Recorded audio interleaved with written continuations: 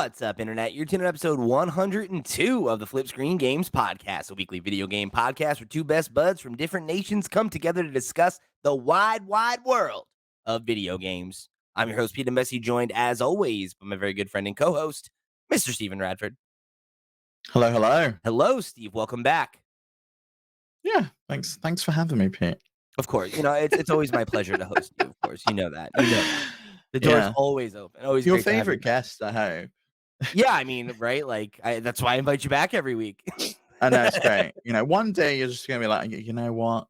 I think everyone's sick of you, Steve. We need someone fresh on. We're done, and I won't be invited on. That's what's gonna happen, isn't it? Oh, I mean, I don't know about all that, I think you and I, Steve, we've achieved something rare, a truly great comedic duo, You're the baby face sometimes, I'm the heel sometimes, right? You're a little bit sweet, I'm a little bit spicy. And I feel like or salt, I don't know, whatever. I think it's salty. Like sweet and salty go together really well, don't Yeah, they? sweet and spicy don't really go together, but I guess what I meant is They that we're do. Have you never tried like hot No. honey? Fuck me, that stuff's so good on top of a pizza. I'm coming full circle on it, Steve, because here's the thing. It's like a spicy margarita, right? And you get the sugar rim, balance it out. So I thought that was salt on a margarita. You can do either or. Dealer's choice. Okay. Yeah. I've never had a salty. I was gonna say I've never had a salty rim. That sounds like that totally is different. Something different, I think. Well, on that note, welcome back to the show, everybody. We got an interesting one for you today because we've got a direct follow-up from our story last week about the Red Dead Redemption remake. And then on the back half of the show, we are going to discuss my time at a little event I attended in New York City called PlayNYC, which is a indie development focused event. I got to see a ton of really, really cool, interesting new games, and I'm excited to chat about them and about my trip a little bit because it was a good time. Yeah, I'm looking forward to hearing about it. I think though, for the Red Dead Redemption thing, I just needed to do it. It was just a big sigh when I saw the news. I just was like, oh, okay. It was like a reverse roller coaster for me, because Oh, they did the Uno reverse on you. You were like really excited, and then I had that moment where somebody, I think it was, I'm almost positive it was Mango because Mango is always right there with the news in the Discord. Posted about it in our Discord, and I was like, oh, it's real, yay! And then it was like you read the second sentence, and you're like, oh no. Oh, see, I know you're a big Simpsons fan now. Was it like that scene where Ralph just has his heart broken into by Lisa? A little bit. And you just go frame by frame. Yeah. It was a real monkey's paw wish, right? Like you're like, you wish for the Red Dead Redemption remake or remaster, and you get neither, right? We get a nearly full price port, and I don't know. We'll break down the facts, and then we can get into the disappointment. How about that, Steve? Yeah, let's do it because I think I think that's important. But I do think there is something here for someone somewhere. I do think some people are excited about this. Like I know me and you are probably Debbie Downers about it, but I do think there are some people who are hyped about this announcement. And I think that's worth talking about, right? And that's why I kind of want to, I guess, dig into it a little bit. Because it's like I don't think it's a stem to stern L, but what I find frustrating about it is it feels like another example of Take-Two fumbling the bag on what should have been an absolute slam dunk, right? Like a no questions win. And they've presented it with enough caveats that it's something that you can be disappointed by, where it should just be a thing that we're, looking forward to. And that's a shame, especially, I mean, that's a shame for anything, but it's, I think, particularly upsetting with Red Dead Redemption because it's such a classic game that has been, kind of trapped on the last gen hardware, and yeah, like it is ultimately good news that if you are a PlayStation player, if you are a Nintendo player, and you want to play these games and you haven't had a way to do so, now you do, right? I'm not going to say that that's not a positive, but the things that it's just all these little things that are just off, right? Like we're not getting PC support, right? I think not surprisingly, there's no online support, right? Which is, is what it is, right? They're not going to have the original Red Dead Online back for a remake, right? That rarely happens. It is a port, right? It's not a remake, it's not a remaster. It is more or less a straight up port to the PlayStation 4 and to the Nintendo Switch. And on Switch, that's cool, right? Like the original, I'm sure will run fine on the Switch and will like end up being a good experience over there. But like to have the PlayStation version be, more or less just the same and not even have the advantages that are presented on Xbox just by way of you playing the original with what's the word? What's the feature called? There's the boost thing, right? Yeah, FPS I boost. can't think of what it's called right now. I'm like my brain is going to quick Yeah, it's resume. FPS, isn't it? Isn't it frame rate boost or FPS boost or something like that? FPS boost, I guess. Yeah, but I feel like there's another phrase for it that we're But then you riffing also on. get auto HDR, and you also get yeah, it's FPS boost is good, and then you also get yeah, you get auto HDR, you get the backwards compatibility. It's blazing fast loading times. It's great. It's great. I've played some Red Dead on Xbox. Smart Um, delivery. That's what I was thinking of. That's oh, so yeah, this one isn't a smart delivery title though. This oh, is it's because not. it's a 360 game. It's a Gotcha. backwards Okay. compatible title. Smart delivery came about on Xbox One, so then you got the smart delivery upgrade to the Series X versions. I could have sworn that somebody was telling me that you can play it in 60 FPS though. You can. That's with FPS Boost, which comes to a Okay. Okay. variety of like backwards compatible Thank you. titles. Thank you. So simple, right? So digestible and easy to understand. All Yeah, these turns of phrase. But either way, right? Like what essentially you're doing, right, on PlayStation is paying, $50, not full price, but not that far from it to get what the game cost when it was a new game several years ago, right? And granted, we don't have the online, sure, but you do get Undead Nightmare, right? The DLC, yeah. which famously is fantastic, and that was, a full, not a full price, but a nearly full price release when it came out. So it's not like it's content light. It's not like you're, not getting a pretty meaty experience, but I guess I do also see the folks being upset that this is like a $50 package of these two games rather than a true remake or a true remaster. Yeah, I think the PlayStation one is probably the most egregious for me because it feels like this is Rockstar putting a band-aid over PlayStation's poor backwards compatibility. And that's the solution is the publisher has to do a port to an last gen console so it can even play on PlayStation 5. And that's a rubbish solution. Whereas on Xbox, the the platform holder, the creator of the console did the legwork.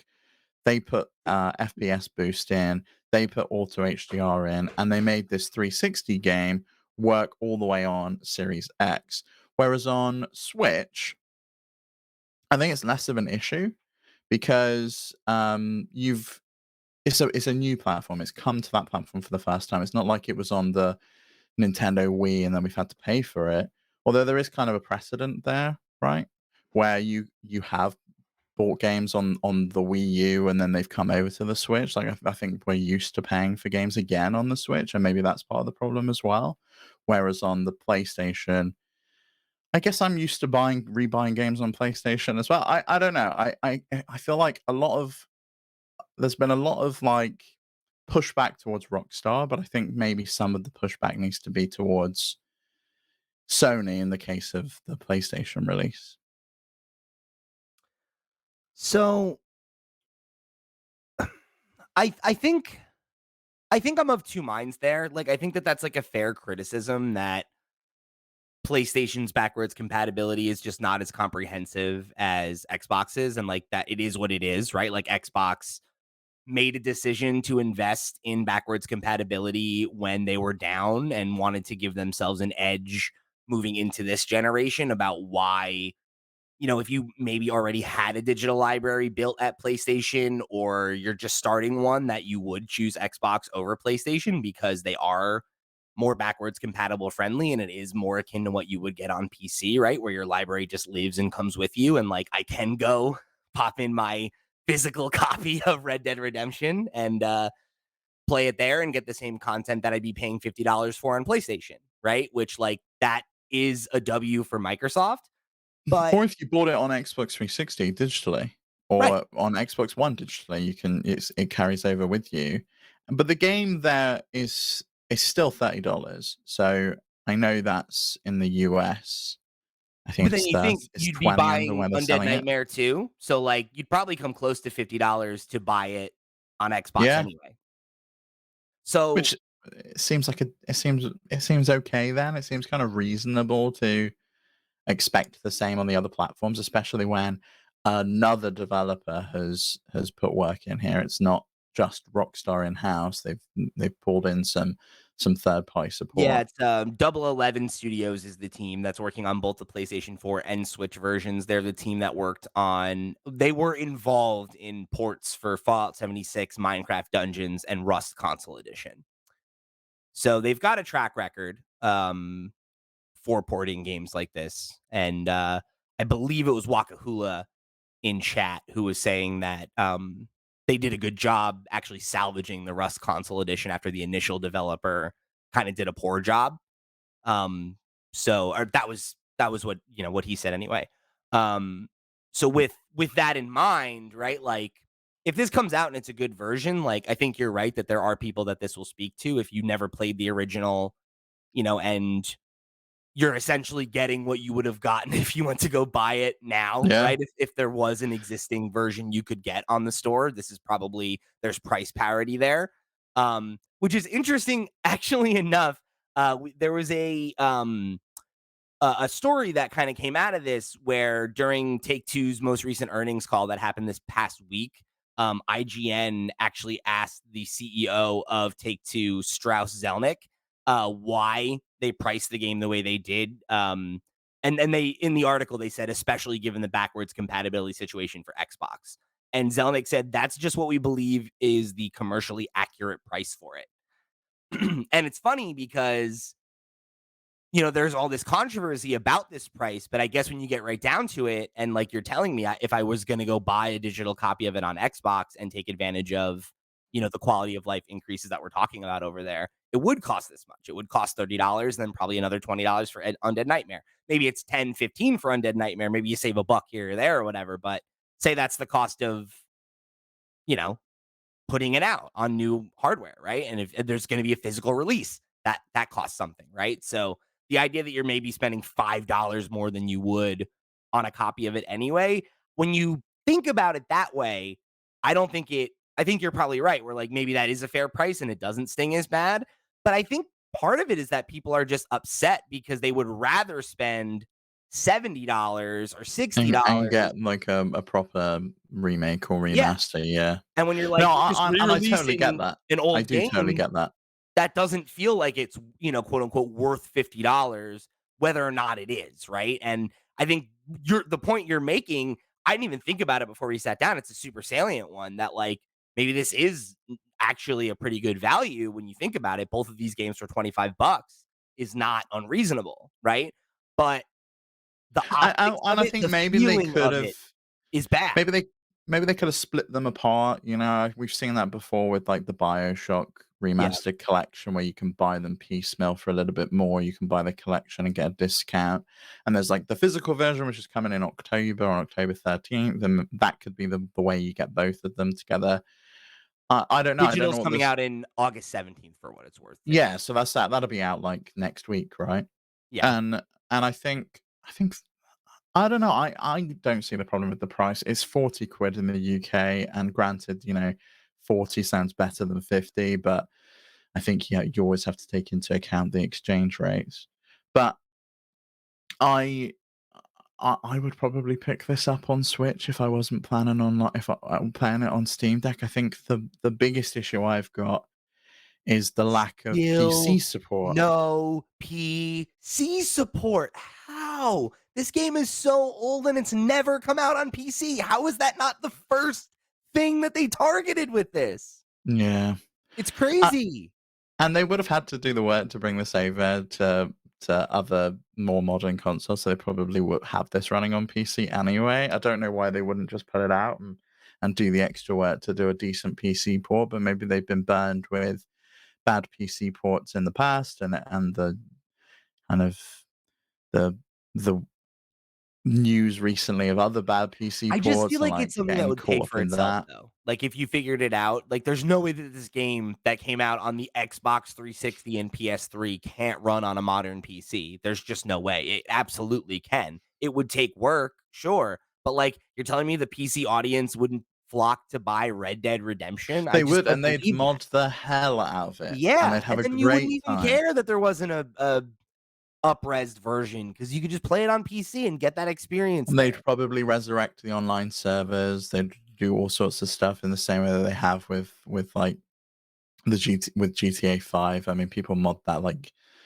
to no It tomorrow. just feels short-sighted, right? Like, even if you accept the premise that $50 is a fair price for this and that getting it on Switch and PlayStation is better than nothing, than having it not available, I fine. I agree with you.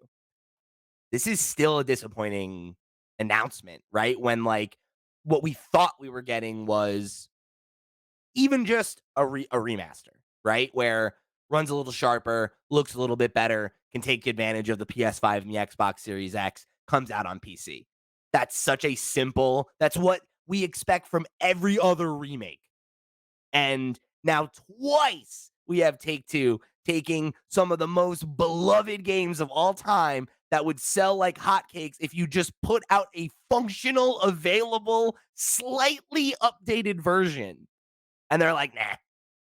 It just feels so, it's so baffling to me. I don't understand the decision. Especially when, like, I don't know, there's just so many examples of stuff like the BioShock collection, right? Or like the Nathan Drake collection, or just all these games that you just slap the slightest little bit coat of fresh paint. I mean, the Nathan Drake collection's even more because it was Blue Point. They I mean, updated the gameplay. any PlayStation, any of the PlayStation ports you see it with, you know, people go It's like, crazy for it. yeah, like, look how well the Last of Us Part 1 sold. That was a whole controversy, quote unquote, about that it was too much money, but it was still a really successful update, right? Like, and Yeah. I'm sure this will sell fine, right? Like the GTA trilogy was a hot mess, and it still sold pretty well. But like, if you did this once and right, it'll sell well forever. And maybe they will, but I don't, and maybe they're working on something else and they're working on a PC release. I mean, the CEO, right? He on that call with IGN, he said something about it. He said it depends on the vision of the that the creative teams have for a title, and in the absence of having a powerful vision for something that we would do with the title, we might bring it in its original form. We've done that, and in certain instances, we might remaster or remake. So it really depends on the title and how the label feels about it, the platform, and what we think the opportunity is for consumers. But again, that seems short-sighted as to why they don't think PC is an And opportunity for to be consumers. clear, that was him responding to IGN specifically asking why there wasn't a PC Why no release. PC? And basically he vaguely kind of replied that way where it's like, "Oh, we take it case by case." And it's like, so in this case, this game, one of your most critically acclaimed games of all time, bestseller on the at release, why is it still not on PC? Its sequel's on PC. It runs on Steam Deck. Like, what's up? This would Yeah, be I know. This would be such a slam dunk game on Steam Deck. Kidding me? Yeah, and like you see Red Dead Redemption 2 constantly in that like most played list.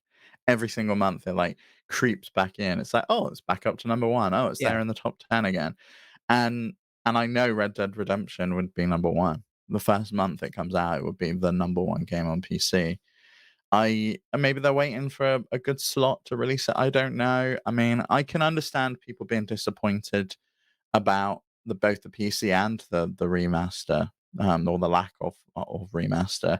I remember when the Shenmue remasters came out, and then we saw the leak that it was meant to be like a full remake that Sega cancelled, and it was like, oh man, this could have been. Instead, we've got a hastily rushed port to coincide with the release of Yeah. Shenmue 3, and they're charging full whack for it for the two games again. And that was like a Dreamcast game that they ported over and still charged 60 dollars for. Yeah, I mean, I don't know. I hope that this ends up being a story that is ultimately a little overblown and that people are still excited about it and that, folks who didn't pick it up at the time will go back to it cuz like I said Yeah. last week when we talked about it, I really think it's one of the best games of all time. I like the sequel a lot. I think the first one's better. I think it's one of the best stories in gaming for my money. So I hope folks will take the plunge. I think on Switch, assuming that the port runs well, I could see that game being a really phenomenal Switch release. I've been waiting for that for years. Do we know like any details on that? Resolution, frame rates, anything like that that's Nothing yet to coming? my knowledge, but I mean, I think if it just ran at the original native resolution, right? The game, was I would assume it was targeting 1080p at the time, not 720 and then upscaled, but even if that's the No, case. no, 360 would have been 720 because even most games on Xbox One were outputting at You're 900p. right, okay, yeah, because it was a later gen release, so I wasn't sure because I know there's, like, that line where, like, originally, we didn't even have the HDMI cable, right, in the base Yeah. 360.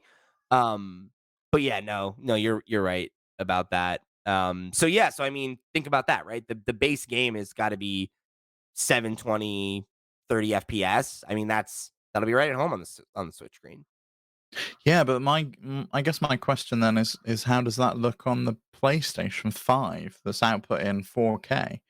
Yeah, is this gonna look any good, or is it gonna be a complete blurry mess? Presumably, they've taken the resolution cap off. They're gonna be running it at least 1080p, if not 1440 or native 4K. Yeah. But then it's a PS4 release, so presumably that's running in backwards compatibility mode on the PS5, which means we might not even get 60 FPS over I there. We would might I not would get not assume HDR it will run at support. 60 FPS. I think it will probably run at 30 FPS locked. Which is insane that then the best place to play this still is by picking up a used disc for like $5 of Red Dead Redemption and shoving it in an Xbox Series X, and that's the Yeah. best way to play the game. I mean, we'll see, and maybe I'm wrong about that, right? Maybe it will have No, a I a think you're slightly probably improved right. performance, but yeah, I wouldn't hold my breath on that. But again, on Switch, I think it could be right at home, and 30 is this fine. 720p 30, no issues with it. And that's kind of what I would expect on Switch. But like, you remember when LA it's Noire, right? Like, that was one where it was like, "Oh, wow, this is right at home on this." yeah, it was a bit rough in places and it had like a crashing bug at launch where you couldn't finish the game. But other I than think that, they it got was it there, pretty though. good. Yeah, They it's did. And I fine played now. it there and it was great. And it had all Yeah. the DLC included that I never bought on. I think I played it on Xbox and there was PlayStation exclusive DLC that they finally brought over to the Switch so you could play it Yeah. again. That was a good release. Yeah, it was a good release. Weird that there's no GTA on Switch, but Really we've got weird. Red Dead. But, Like it GTA 5 could have easily come over. That was a 360 game too. it doesn't make any sense at all that they put out LA Noire.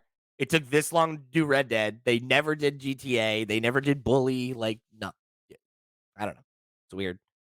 I guess we got the trilogy, right? Did we get the GTA trilogy on Switch? Maybe, but I mean, those are not great. Yeah, they're So not great, and like I think you could have even done GTA 5 and it's story mode only. We don't have the online stuff here. If you want that, you're gonna have to go or just elsewhere. commit to But 4, right? But I mean, to your point though, yeah, five ran on 360. That's where I played it. yeah, So 5 runs on 360 or a potato PC. Like it'll run on yeah, anything these days. You can run that thing on like a Raspberry Pi, I think.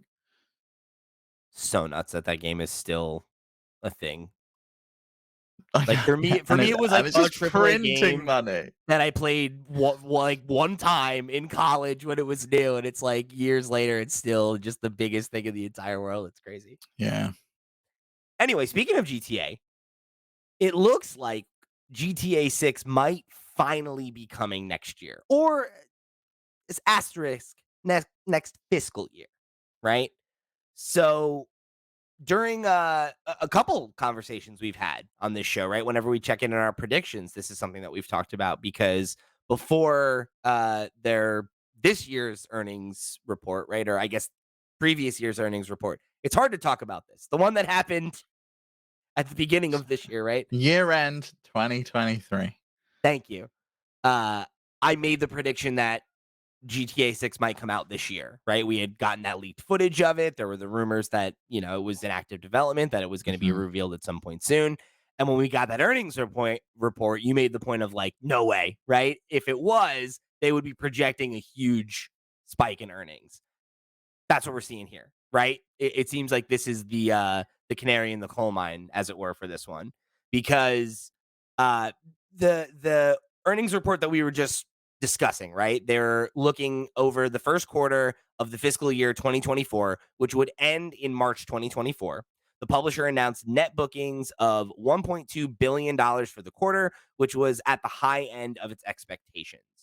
So then they also reiterated the previous prediction of a total net booking between 5.45 to 5.55 billion for the entire fiscal year 2024.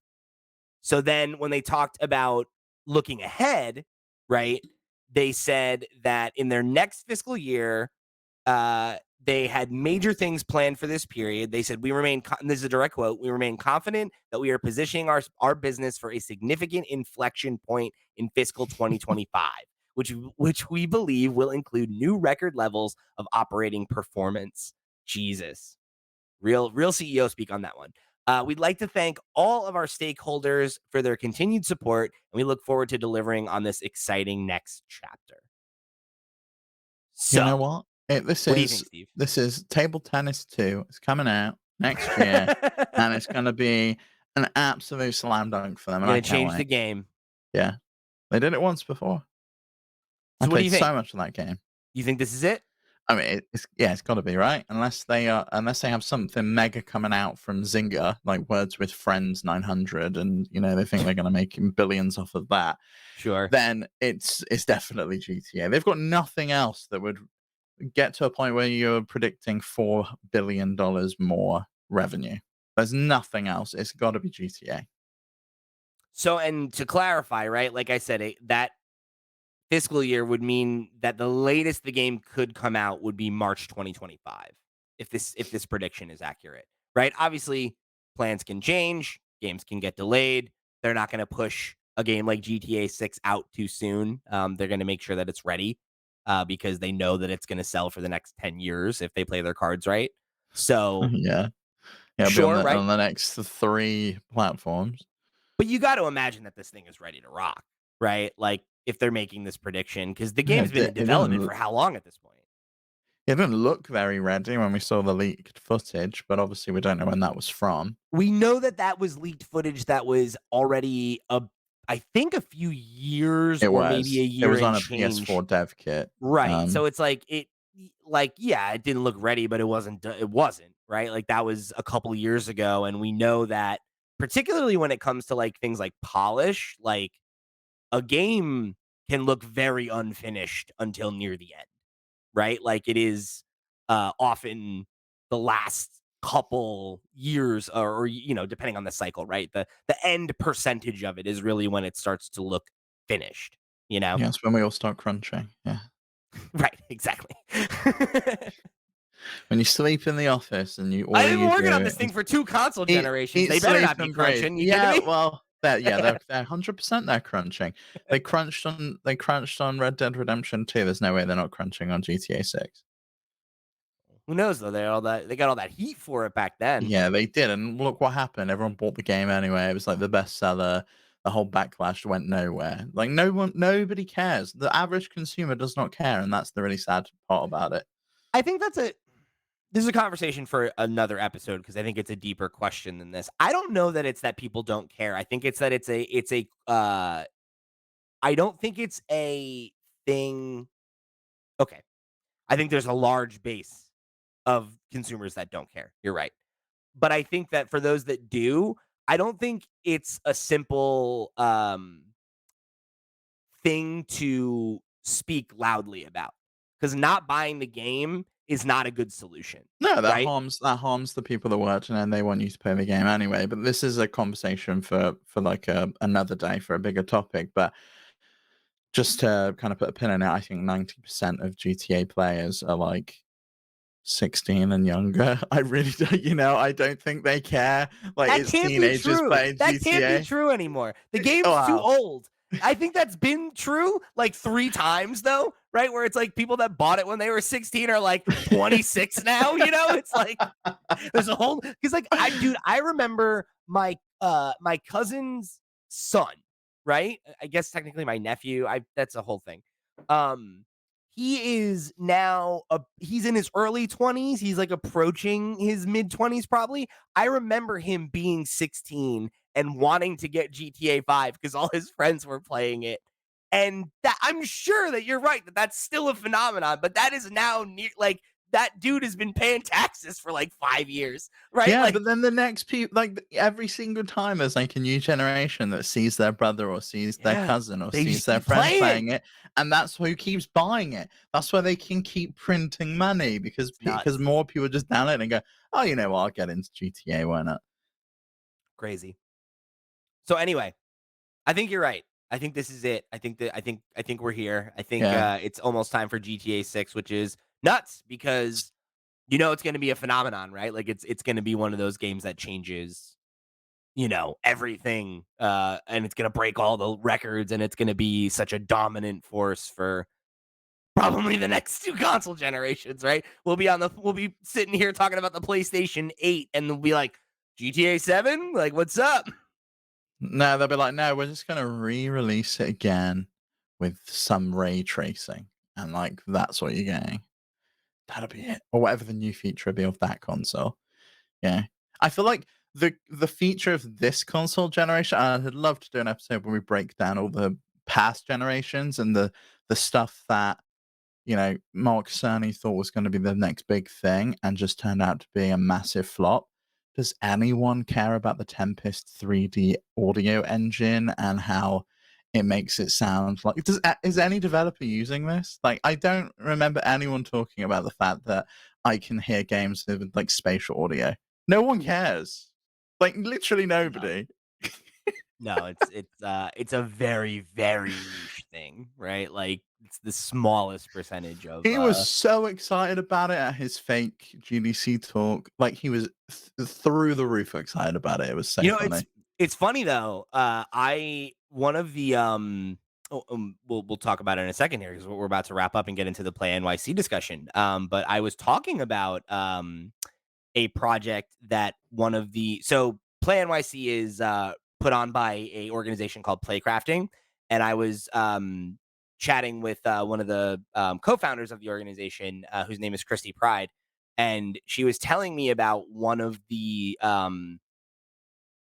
I don't know if it was technically a game jam. I hope I'm not speaking out of turn there, but it was like a development event that they were putting together, where they like partnered with Dolby and like were working with indie devs to make games that specifically are like focused on taking advantage of the Dolby technology and trying to like push it as a more notable feature in games. So it's funny because I'm right there with you where it's like it really seems like a thing that nobody bit on.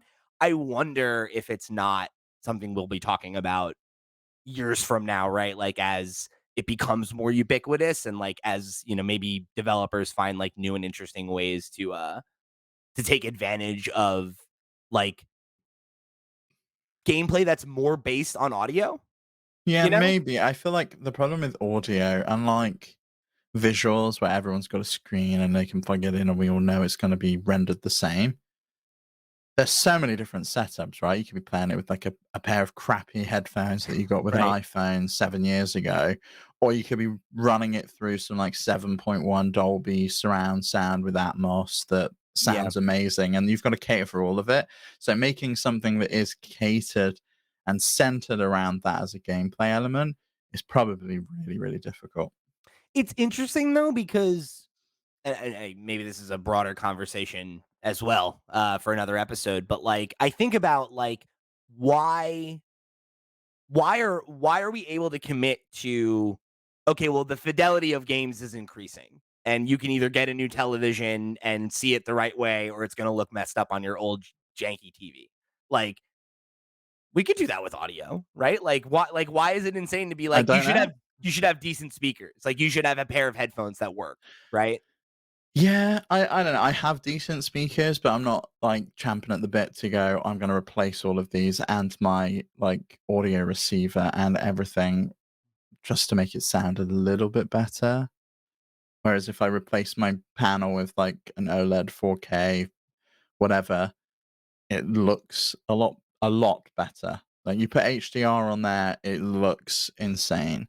And like I feel like the visual difference is kind of like diminishing returns. It gets to a certain point where this sounds good enough and I'm not particularly bothered if it sounds any better. But, like, would you feel that way if developers were finding ways to take advantage of sound in a way that was more, um, integral to gameplay, right? Like, I think of something Yeah, like maybe. I Like forget I the feel name of the like game, but, Hellblade is probably the only one that's really come that's a close. great example, right? But, like, stuff like that, you know? Like, I is it that you don't care about that difference, or that content isn't made in a way for you to be able to appreciate that difference? It's yeah, but that's I It's don't like know what the stuff answer to mixed that like question garbage, is, right? because Like, I feel like people had that same comment around 3D, and then we got 3D TVs, and then we all realized that actually, no, this was not that great. I I'm think not that 3D is bothered different about though, it. because that's a gimmick. Like, audio is a core component to But is everything that you spatial audio and 3D audio and being yeah. centered in that space, is that not a gimmick? I feel like in VR, it's not. You want the spatial audio, you wanna be able to look around, and I wanna know that something's behind me, but when I'm looking at a flat screen in front of me, I don't need to hear sounds from behind me. I don't know, I hear you, but, like, I find that to be more immersive than VR 9 times out of 10. Like, when I was playing God of War, like, I played a large portion of it with headphones on because, like, you would get cues of, like, "Behind you," and it's like hearing it coming from behind you, like, You gives know, you a you should sense. play Resident Evil 2 with headphones on, and you I hear did, Mr. remember? X coming towards you with I headphones on. I It's did that. terrifying. It's like, that's a great example too, right? Like, horror games are way intensified by wearing headphones. I don't know. It's interesting. It's a conversation for another day, I suppose. So let's get into the Play NYC discussion here because I'm excited to talk about my trip. But before we do that, let me remind you that this episode of the Flip Screen Games podcast is brought to you by our Patreon producers for the month of August. They are, of course, Arnold J. Rimmer, Christopher Valenz, Earth Visitor, Gabriel Hasselmeyer, aka Asobi, Snackigo, Ty the Dude, and Wakahula. Thank you all so much for your support over on patreon.com/flipscreengames. You're all the realest of the real, and we greatly appreciate your support of this and all of our sister shows. If you want to go and show your support just like they did, if you want to go and write in with your thoughts on this or any other piece of content that we've made here on Flip Screen Games, guess what? Flipscreen.games, that's our website. You can click on all of the things that are clickable. You can find our Discord, keep the conversation rolling between episodes. You could write into the show questions at flipscreen.games. You could, it's a bunch of stuff, right? You know how to do the internet. Go click on some stuff. It helps us out, keeps you up to date with all the cool stuff we're doing. It's a win, win, win, win. Easy math. So, Steve, spent the weekend in New York. I played a lot of indie games. I slept in a king size bed all by myself. I had a heck Oh, of a weekend. I mean, that's the highlight anyway, right? Did you get when you were, like, living like Kevin McAllister, you got all of the snacks in, you were using someone else's credit card, and you were just running rampant. Donald Yeah. Trump was there, probably. I don't know. Maybe I don't not. know. I don't know. He might be busy these days. He's in prison, right? Oh, Right. that's Yeah. just is that just a fantasy? I don't think he's got time to gallivant in New York right now. But I did. I did. Um, and yeah, it was a really great time. I ended up getting so it was a 2-day event, right? Play NYC is Saturday and Sunday. It's like one half day and then one, I think it's like one like 4 or 5 hour day, I think it is, and then the second one's like 6, 7. Both And of those are 4 days for me, that's yeah, enough socializing for me. Fi sure. 5 hours, I'm burnt. I need to go home and get in and you need to get in that king size bed. and bring me snacks. I did. I did need that. I'll tell you what. It's funny. Like I was like leaving, and I was all like, excited from the event. I'm like, oh, maybe I'll go to take myself to a movie. And when I got back to the hotel, and I was like, if I don't leave right now and get something to eat, I'm gonna pass out. Just hungry because I'm Yeah. spent, man. But especially like I literally the day before day one of the event was my last day in the studio. So I've been running a gauntlet these last couple weeks. Just on But fumes, just running on fumes. But yeah, it's done now, right? yeah. And you had a good time at PlayNYC, I hope? Oh yeah, yeah, it was fantastic. I wasn't familiar with the event prior to getting invited this year, and I did want to give a special thank you to Eileen Tanner, who was the PR person who was working with Playcrafting for reaching out and inviting us, and then a big shout out to Playcrafting and Christy Pride for and obviously her associates. She's the only one that I met.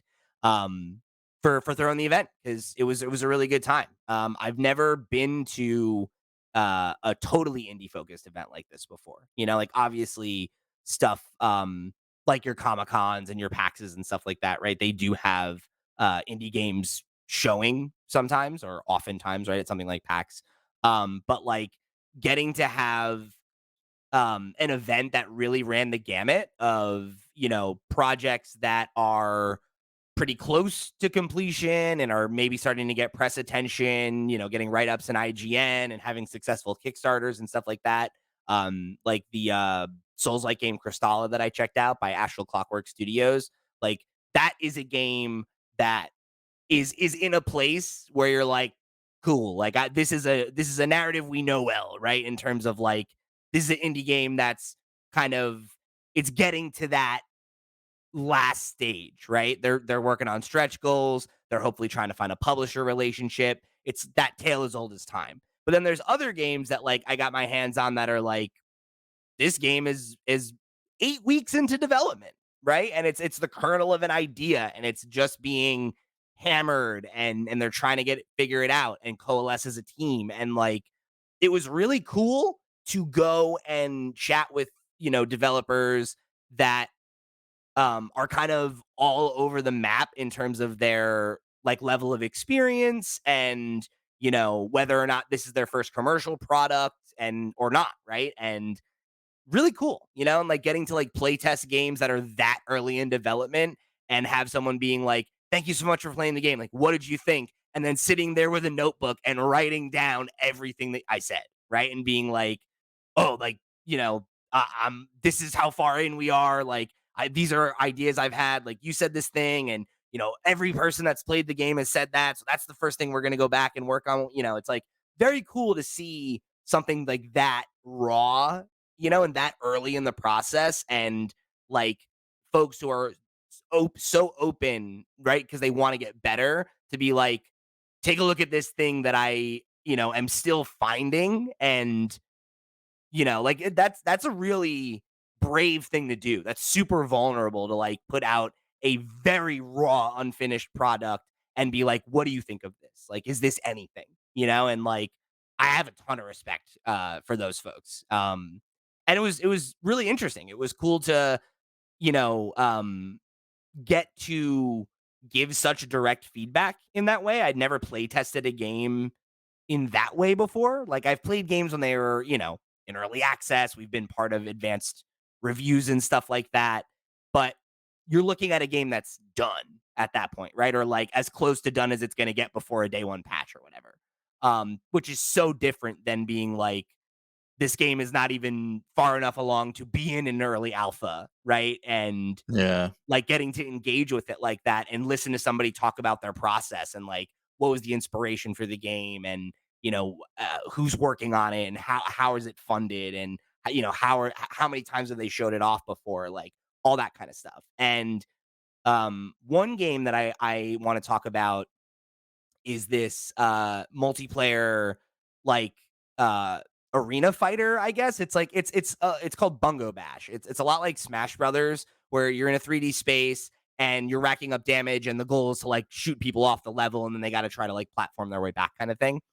And this game is, I think, I believe they said that they were targeting late next year for like a 1.0 release, and it's like so far along. It looks great. It has a great art style. The like overall tone and vibe and like character of it is so dialed in.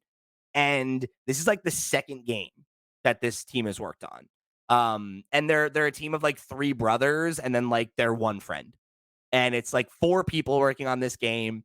They're all like super young. I don't know exactly how old they were, but they seemed like they were in their early 20s.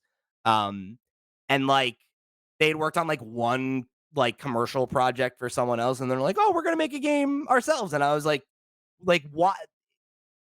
Y'all are just coming out of nowhere with this thing that's like amazing, right? Like it's like no, and like I was like their sixth Twitter follower, and I was like, "How has nobody Yeah, seen they've this got game?" 10 subscribers on YouTube, and their trailer has had 96 views. A couple of them were me. I was And trying to it's like, and like, it looks like a really solid game. It's like, and they really need to find a publisher and get someone to push this out and don't worry, like we're gonna help. market it We're gonna across. help them. We're gonna help Yeah. push it a little bit, I think. Everybody go pre-save it on Steam right now, please. Yeah, I got a link on Bongo the chat. Bash, Bungo Bash. Looks Yeah. really good. It's dude, it's so much fun. Like I'll say this, right? It's the only game I went back to play more than once. I played it for my like they, one of the members of their team reached out to me before the event and was like, "Hey, I got your name from the press list. Love for you to come check out the game." And the first day I was there, I ended up getting in like an hour late because if you know anything about New York City, one of the ways to get in is the Lincoln Tunnel, and there was a 30-minute delay, like bumper to bumper traffic. It was miserable. Um, but I get there, and I'm kind of scoping out the show floor, and uh, for the folks that like reached out to me and asked me to come by, I said to myself, I'm going to see everybody that you know asked me to come check out their game. Um, but I'll, I'll come see them on the second day that's longer, and I'll spend the first day kinda, like, scoping things out. Every time I walk by their booth, full. They had 4 people there, at least 3 people there playing the game and or close to it, and, I go the second day, I do my demo, I had a great time, and then they were like, "Oh, like, we're doing a tournament at 12, like, do you wanna are you gonna come back?" And I was like, "Yeah, hell yeah, I'll come back and play the tournament." And I'm, thinking I'm gonna get bounced in, like, the first, second round or whatever, and I'll walk away. Ended up winning. Very, very pleased with that, coming in first, Yeah, you're playing champion. against all these kids. Just destroyed all the 7-year-olds, did you think? No, no, no, no. Excuse me. I beat a kid. He was good, but one of them was his dad. There was another very adult man, bald. He's clearly an adult, and there was Okay. some guy from the military there he was like in his army best. So like I'm beating adults. It's fine. I think what we really need and what is going to be the decider is getting this in Sierra's hands, getting this in AJ's hands, and putting you against those Smash two. experts, of Yeah, course. let's get like the Smash Yeah. experts on this. How does the physics work and the camera? Did it feel good? Like, So it's funny because when I was looking at the footage initially, I remember thinking that of being like, "Oh, like the how do you do the Smash Brothers thing in a 3D space? Like, is that yeah, gonna feel weird?" It's not. Like, they have a really good isometric camera, and it does the Smash thing of like when everybody's close together, it pans in, and you have a nice like tight box. And when somebody gets knocked out or when they go down to like a lot of the or there's 2 levels that were available for play. The one that I played a lot, was like there was some verticality to it. So if you go to the higher level or the lower level, the camera just pans out and you have like a nice like clean swivel that's there. smart. And I never had the feeling of like, oh, like I'm struggling to keep up with the action or like I am, getting lost kind of in the what's the word I'm looking for? Like the kinda, like, frantic moment to moment stuff, Yeah, right? Like, it keeps up with the action really well, and, it has a really fun sudden death mode where if there's a tie, you go to, like, what is essentially, that Mario Party 2 minigame where everybody's on the ball, you have to, like, bounce each other off. You're on, like, a tiny little circle like that, and you just gotta duke it out, and it's really fun. When I won the tournament, I literally won in sudden death, and we were like fighting off the stage, and I happened to get back, jump up, and then like be able to like keep myself like vaulting off the wall just long enough for them to die. And it was like so epic. Like everybody was counting down when you got to the last 5 seconds. People were screaming and cheering. Like it was like you could see the energy that the game brought out of people, right? Of like, oh, this has that party fighter, like gang beasts, like type, energy where it's like, It's the kind of thing that it's the kind of game I really could see someone like Nintendo picking up and doing what they did with like Good Job and yeah. Snipperclips and just like publishing it under that smaller, And they like it said was one of that their smaller indie titles. their primary influences are Smash, Mario Party, like it's the N64 style and aesthetic. It's like those real like kind of chunky cartoon characters, like all the text is animated, like whenever the characters get Yeah, it's hit, cute. their avatars, like where they have their percentages like move and like the eyes pop out and stuff. Like there's just so much personality baked into it. And And there's so much you could do with it as well. Like the characters remind me of like the Fall Guys characters, and like yeah, they're big, they're like larger than life. And I could see them you add more characters in, right? At the moment it just apparently seems the like there's roster only I think is going to Funkos be in there. 10 characters Yeah. at launch, 9 or Yeah, 10. you just keep adding more as like DLC or as updates or whatever. Did they talk about the monetization strategy? Are they is this gonna be like a paid for game? Is it gonna be free to play? I don't know that they've nailed it down yet.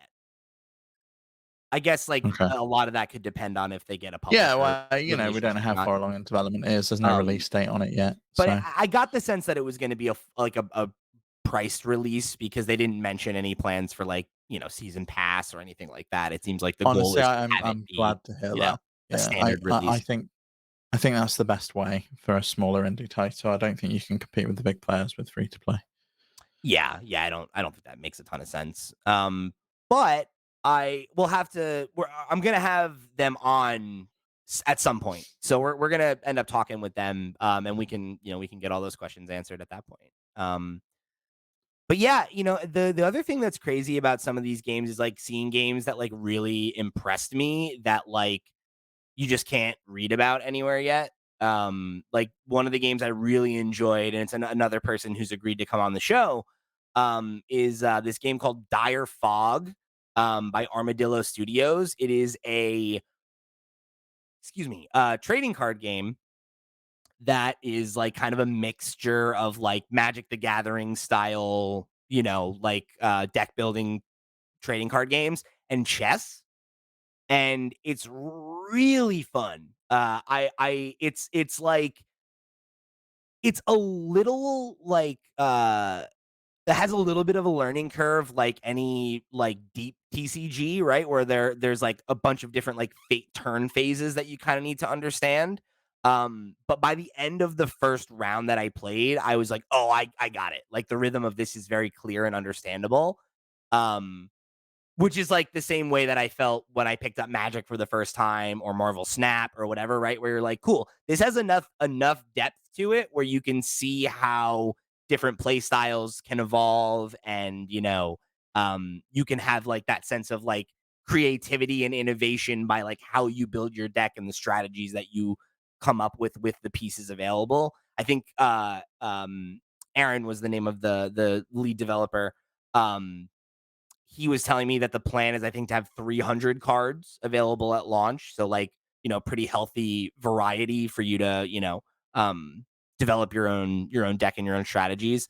And, rather than it being like something like Magic, right, where it's like you have like a standard play area and you're attacking for like life points or something like that, or like trying to take a prize, right? Uh, it has a board that has like a chess kind of style grid-based system, and there's like cards that like standardly move forward, but then there's like some that have special abilities. Like I had this mage card that she would teleport, and then wherever she would teleport, she would deal damage to every other card that was in the row that she teleported to. So like it has, some kind of like uh tactical RPG like positioning type, strategizing like you would in chess. And the way that you win is you have to like basically take their commander card, which if you've played Magic, commander you'll be familiar with that terminology, but like it operates like a king, where it's basically like a card that has like 15 health, and that's the one that you've got to try to go and take down. And the whole game is about positioning like defensive cards around your commander, right? And trying to like dissuade it being attacked, and then using your more aggressive cards to move forward and try to take theirs. And I was like immediately hooked. And I was talking, I was like, man, you got to get this on Steam Deck. Like this, I think this could really hit on Steam Deck. Oh, you're muted. What'd you do? Sorry, I that or mobile, I think, is always a good place as well for these kind of games. Yeah, Just being he's able to so like chip away on mobile, like for like Marvel Snap. we talked about that, and he said that it's something that he's considered, and like it could be in the cards if the game's successful, but he thinks that like because the trading card game genre is like a little crowded, that like it being a Steam release is probably gonna be like where he finds his audience, because it's not a game that's necessarily meant for like those short like 3 6 minute sessions like Marvel Snap. It is like each match, once you're familiar with the rules, he said that he's finding that the play testers on average, they're taking about between 10 and 15 minutes a match. And not that that's bad for mobile, but more like because it's a little more hardcore, he thinks Steam is like a good place to start to try to find that core base, and then they'll kind of see where it goes from there, you know? Yeah, Um, yeah, fair enough. I hope it works. I really like it. I know we have a bunch of TCG fans in the audience, so that's another one I would definitely recommend you go and save on Steam. Dire Fog by Armadillo Studios is the name of the game, and I'm gonna be doing a video where I'm gonna do like a proper list and like talk about more of the games that I saw and show some B-roll and everything. So definitely keep your eyes out for that. But I just wanted to talk about some of the highlights while we're recapping the event a little bit. One of the other things that was pretty cool, was Atari was kind of like the most, mainstream, game brand that was there, right? That was actually showcasing things, because like League of Legends was a sponsor, like Rockstar Games partners with them and stuff like that. But they're not there showing stuff, you know.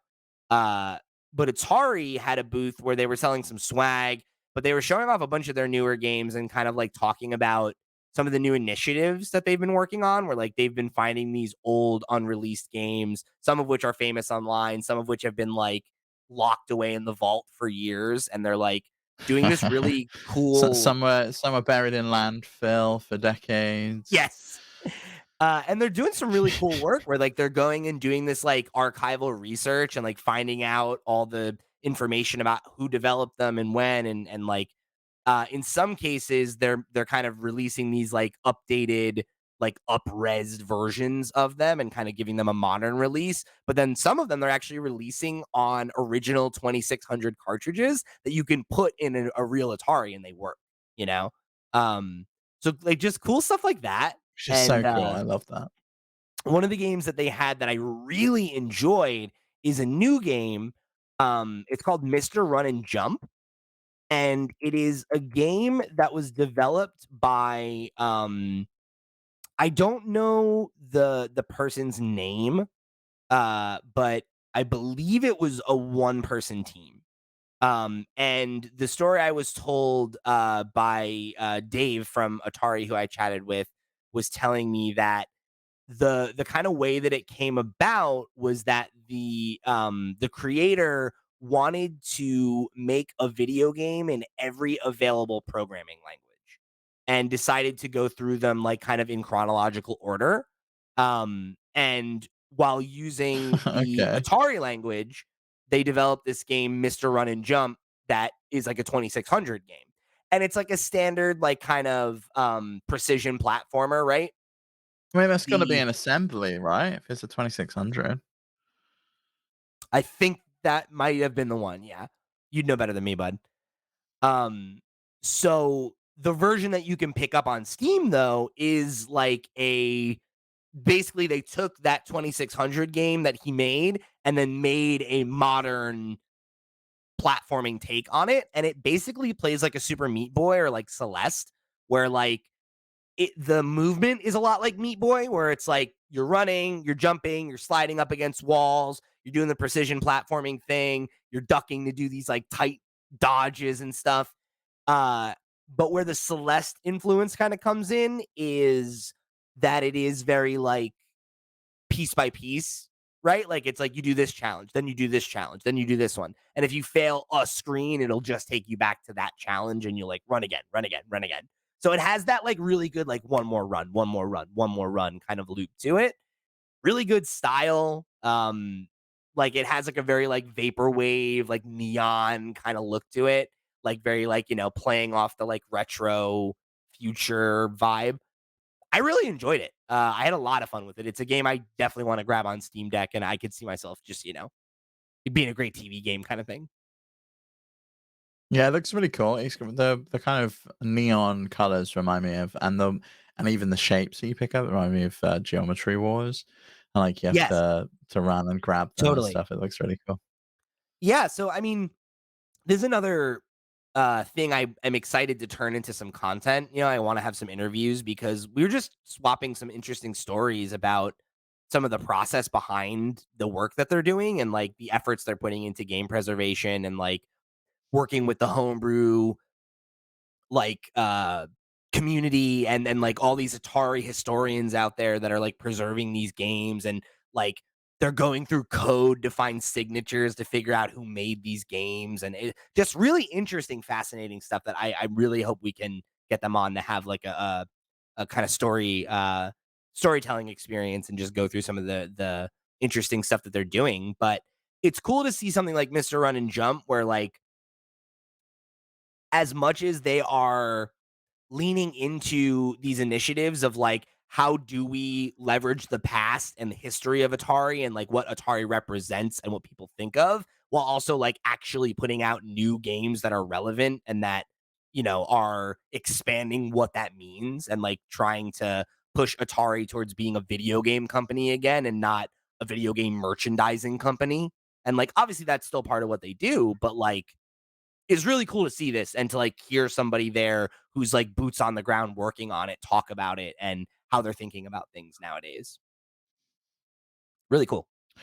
Yeah, I really like what Atari's doing lately. And I know it's like the brand and like they license it out and it's multiple different companies, but this arm of Atari, the arm of Atari that also worked on Atari 50, I think they're Right. just doing such cool stuff with game preservation, with like looking at Atari's history and realizing they've Yeah. got such a really rich history of video games that is worth exploring and worth talking about. And I'd love to talk to them. I'd love to kind of dig deep and figure out what drives them, what motivates them, why they decided to do this in the first place. And have you heard about the Akahara thing that they did? No, what's that? So Akahara is it's a fascinating story. And like when you get through the entire story, like it's really cool. So it is a game. It was an arcade shooter and it was made by this guy Jeff Minter, who is like a prolific designer from that era.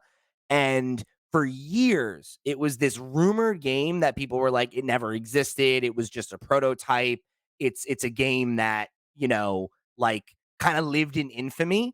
And then eventually somebody in the like Atari preservation like historian community basically found the unreleased like game that had been made and it wasn't totally finished but it was pretty far along prototype.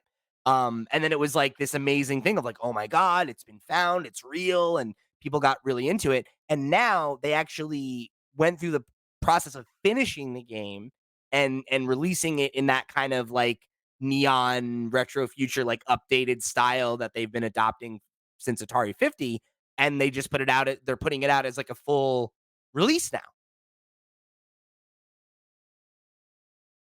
That's awesome. Yeah, that's so cool. Like I said, I think Atari is, and I think GOG and those kind of companies are really just doing so much good for the industry, and I'd love to have them on. And I know you're planning on doing a video, kind of into that more of games preservation side of things, which is really cool. Yeah. Yeah, so keep it tuned. It's another one I'm looking forward to talking about more. And then another game I want to shout out for folks, and this is like by no means a comprehensive list. Like I said, I'm going to do a video highlighting some of the games that I was really excited about that I think you should check out in a more comprehensive way where you can see them. But I mentioned it in passing earlier. Crystalla is this Souls-like game that's made by Astral Clockworks Clock Tower, excuse me, Studios. And I was really impressed by this game. Right, like me, I'm not a big Souls-like person. But this game is, I think it's been in development since 2019. I believe the studio head was telling me, and it is pretty close to done. There's a demo available on Steam right now, and I believe they said the plan is to try to get it out next year. They have a Kickstarter going on. They were funded in like 2 hours. They got a big write up on IGN that like kind of has gotten some attention on the game um, in a bigger way for the first time, and uh the kind of unique hook of it is that it's like a Souls-like game set in that kind of world, but like all of the main character is a like a Khajiit basically, she's like a humanoid like cat species, and because of that there's like a quick dodge and it's this real like agile kind of, movement, and it feels like a little bit more like Bloodborne or like Sekiro, where it's like it kind of encourages you to be more aggressive rather than the kind of like Dark Souls, like slow down, parry, that kind of roll, that kind of thing. Um, and it's got like some interesting like parkour elements and stuff that is like puzzle solving and traversal. It's a little more vertical than those games, which is interesting. But again, right, it's made by a team of 30 people and it's not been in development that long. And obviously what I've seen is a vertical slice, but like very impressed by the quality of what's being presented there. Like the animations are really good and really clean and like stuff that I've seen games with way bigger budgets struggle with, something like cape physics, right? Like it's like it just looks tight and the gameplay is really solid. Like it feels good. And I hit a situation where I ran into the first like actually aggressive enemy type, like there's a couple like fodder skeleton, monster type guys that I was just knocking around, like learning you know, there's a heavy attack and a light attack, and here's how you block, and here's how you parry, here's how you dodge. The first enemy that like really was coming at me was this like fish guy, and he kind of comes up all slow and plodding, and then he did a quick dodge to the left and then weaved and just stabbed me and took me right out. And I was like, okay, all right. And then I was like, all right, let me do it again. And I get back and I had more health this time, and I learned his pattern. I was like downloading him a little bit, still kills me. I'm like, one more time, one more time. Get to him, beat his ass the third time, right? Because I knew what I I was doing. swear to God, if this is the game that hooks you on Souls games and not Elden Ring, I'm gonna lose it. Because But, it has better great. movement, or no, it's fine.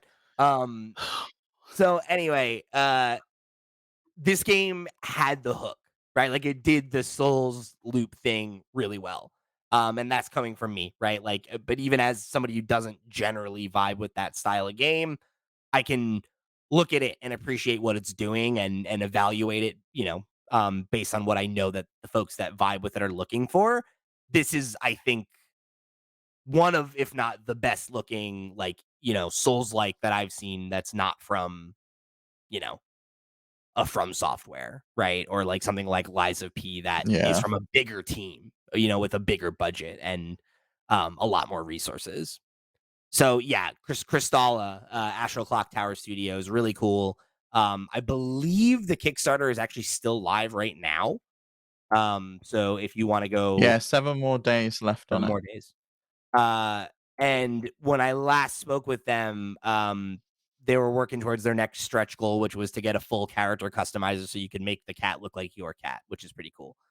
And they have like a pretty interesting like magic system that's like deeply connected to like the in-universe lore. And that was one of the things that they said that they were trying to kind of like double down on a little bit, is like have the story and the lore be a little bit more central and a little bit like more upfront than it is in the From stuff, where it's more environmental and more about like you interpreting things a little bit more, right? Like it has a kind of more defined set lore where there's like these different tribes of the cat species, and they have like different like forms of magic like that you can get that are will be specific to the class that you or the I'm sorry, the background that you choose, right? So it's like necromancy or like wind power or something like that. And then there's like other kind of general ones that you can get that everybody could unlock just from playing the game and discovering things like you would normally. So yeah, definitely a game that seems like it has real momentum behind it, and I think it's gonna end up, you know, finding a publisher, and I wouldn't be surprised if it's a game you see in a direct or something like that sooner than later. Because it's pretty far along, and what I've seen anyway is really impressive. Um, yeah, yeah. So definitely another game that I would check out. Um, and shout out to Astral Clock Tower for their a completely woman-owned studio as well, which is really cool. Um, Oh, that's awesome. Yeah. yeah. So these four that I chose to highlight are definitely by no means the entire list. There's a couple other games I'm really excited to talk about, and other organizations that are just doing really cool, interesting things with games. But these were some of the ones I really enjoyed playing, and that had a really clear vision that was far along. I think are definitely worth.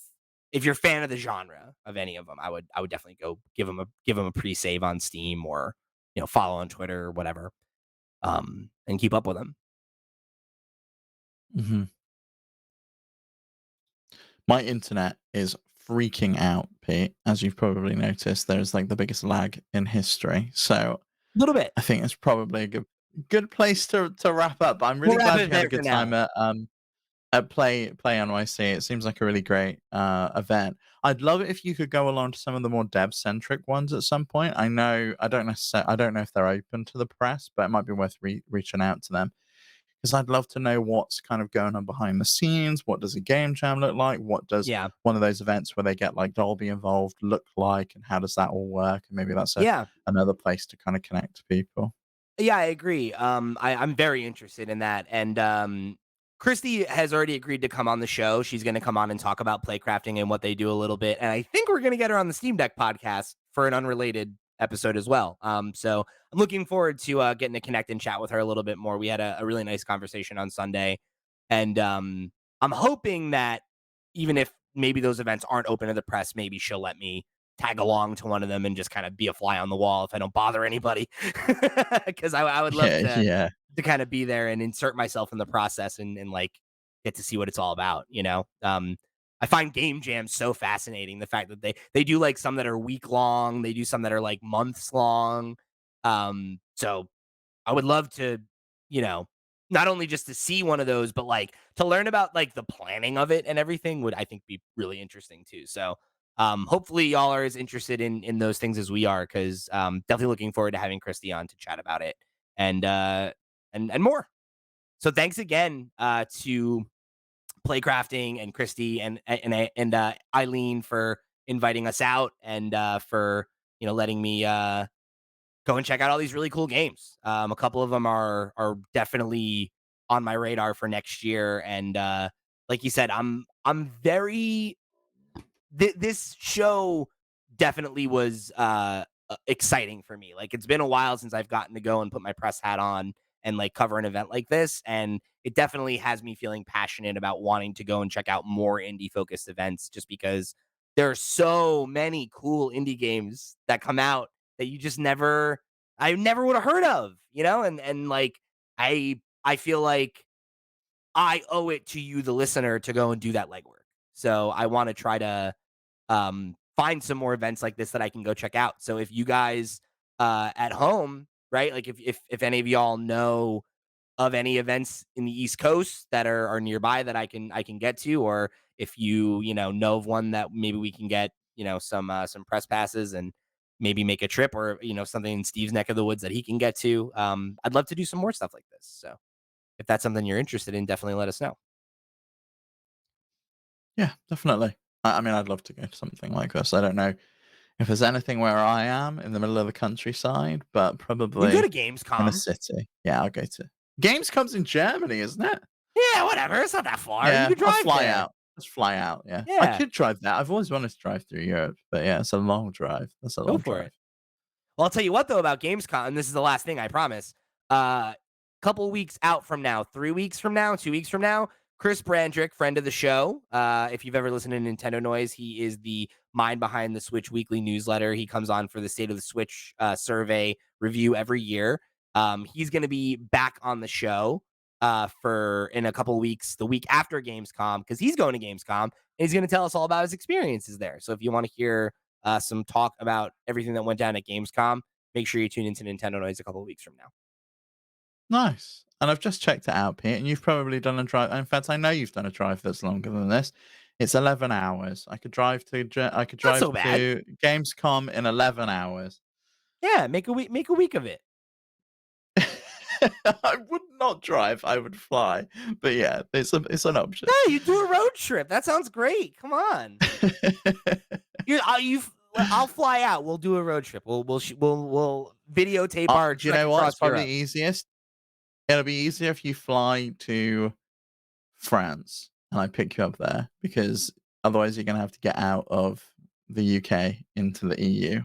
And if you're already in the That's a EU, you nightmare. Yeah, just yeah. there's no borders. It's I'll easy. go You to just Paris. drive. That's a good idea. Yeah. Okay. We'll have to get cooking on this for next year, everybody. Okay. So hashtag Gamescom 2024. So yeah, thanks again to Playcrafting and everybody at PlayNYC for having me out. I had a great time, and I'm hoping I can come back next year if y'all will have me. So looking forward to it. So that's going to wrap it up for this week's episode of FlipScreen Games podcast. Remember, if you want to get involved, if you want to go and write into the show, if you want to go and show your support and get the show early and get a whole bunch of other perks and goodies, you can do all that and much, much more by heading over to flipscreen.games. That's our website where you can go and click on stuff and find the places that we are all over the web and help us out and support the show and get involved and all that good stuff, right? Win, win, everybody. So make sure you go over there, flipscreen.games, click on some stuff, show your support, however you choose to do so. We thank you for tuning in to another episode of the FlipScreen Games podcast. For the crew, I've been Pete. He's been Steve. We'll see you next week.